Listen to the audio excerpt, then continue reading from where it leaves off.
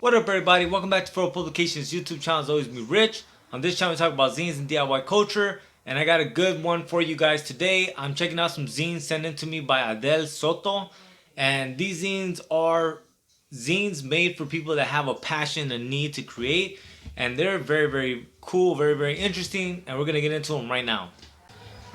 So to begin with, this is a very cool, interesting project right here.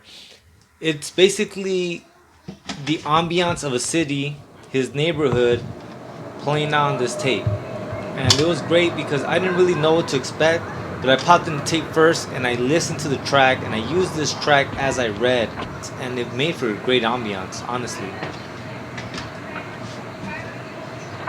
This zine, on the other hand, just added more to it. Number 31 out of 50. And what basically transpires in the zine is that Adele talks about his move to New York and his creative endeavors, and basically what led him and propelled him to move to Miami. And it really is just the story of an artist living his life. And for me, someone that is deep into art and really does want to live that same kind of lifestyle, it's just a great story. Next thing I want to talk about is Ready for War, the Florida edition. The Battle Jacket Photography of Adel Souto. Now, I've always said this, and I'll continuously say this, that my favorite kind of photo zines are when they're a theme and they follow that theme. Right? So to begin with, this zine does that well. It has a theme and it follows it. The photography is not literally here to steal the show, meaning that it's not necessarily the angles. What it is that he's documenting this sense of fashion, which just blew my mind because I never really stopped to think about these jackets as fashion. But on top of it being a form of fashion, it's a form of DIY fashion, right? These patches, these spikes, the art, all that is something that the majority of the people probably found in the zine did themselves, right? I can't imagine you buying it and them using safety pins to put a patch on. And so it's this amazing DIY fashion statement that he's documenting. And the other thing that tripped me out was that it goes from like straight up like what I assume to be death metal. I'm not too sure, to be honest. I'm not a big death metal person. To, like girl power with cupcakes, right? I saw an Amanda Palmer, Rancid, something more that I'm familiar to, right? Kind of more the punk, right? To biker gang kind of stuff. To, just something a little more simple. So it just shows that this is a pretty big style of fashion that's rooted in DIY culture, and I just thought it was great.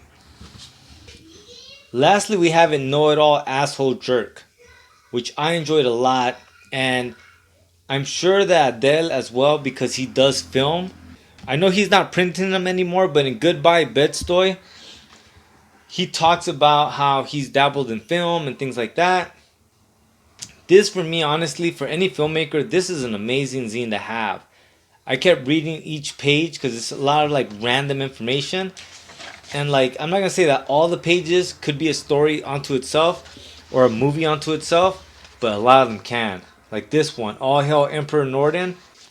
This story is amazing. It's trip, and it really does read like this could be a synopsis for a film, for a feature length film. It was that good.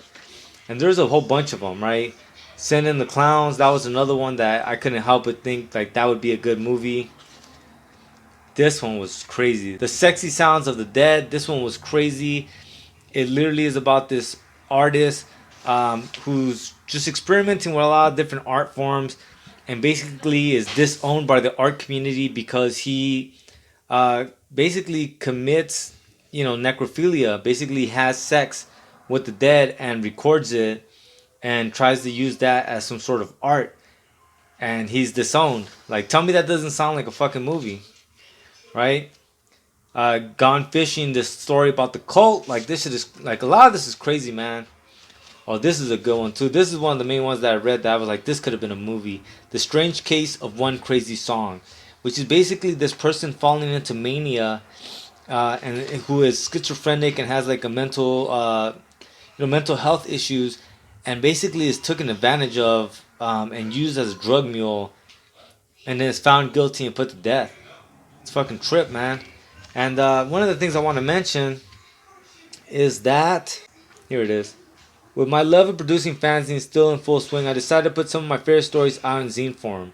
Here, you'll find entries on literature, hoaxes, art, religion, and history. Sure, you can still read these for free on my website, but you'd have to scroll a bit to get to many of these gems. Plus, a lot of folks still hate heavy reading on the web, so here we are. Adele, you're not incorrect. I personally prefer something that I can hold, something tangible. But for the people that don't mind reading on the web, you can find all these stories and more on the link provided in the show notes. But alright guys, that's all I got for you. If you made it this far into the video, you might want to consider subscribing to the channel. Go ahead and like the video, help your boy out, and I'll see you guys tomorrow. Lates. Fight the fascists.